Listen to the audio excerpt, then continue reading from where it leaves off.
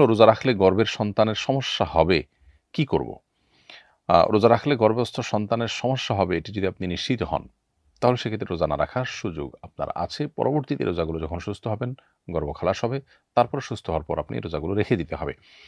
আ তবে গর্ভস্থ সন্তানের সমস্যা হবে এই জিনিসটা আপনাকে আ আগে নিশ্চিত করতে হবে। কিভাবে আপনি নিশ্চিত হলেন যে গর্ভস্থ সন্তানের সমস্যা হবে রোজা রাখতে গেলে? সামান্য একটু আশঙ্কা উপর ভিত্তি করেই এটিকে আপনি আ নিশ্চিত ধরতে পারেন না। বরং বিজ্ঞ এবং ধা ধার্মিক একই সাথে রোজার গুরুত্ব বোঝেন, আবার ডাক্তার হিসাবে খুবই এক্সপার্ট এরকম মানুষের পরামর্শ, সম্ভব হলে একাধিক ডাক্তারের পরামর্শ নিয়ে যদি তারা বলেন যে না আপনার জন্য রোজা রাখাটা উচিত হবে না। রোজা রাখলে আপনার গর্ভস্থ সন্তান মারা যেতে পারে, অঙ্গহানি হতে পারে, বিকলাঙ্গ হতে পারে। এই টাইপের কোনো সমস্যা যদি হয় তাহলে সেক্ষেত্রে আপনি অবশ্যই রোজাগুলো না রেখে পরবর্তীতে রাখতে পারবেন। আল্লাহ তাআলা কোরআনে বলেছেন, ফামান কানা মিনকুম মারিদান আও আলা সাফারিন ফাইদ্দাতুম মিন আইয়ামিন উখর।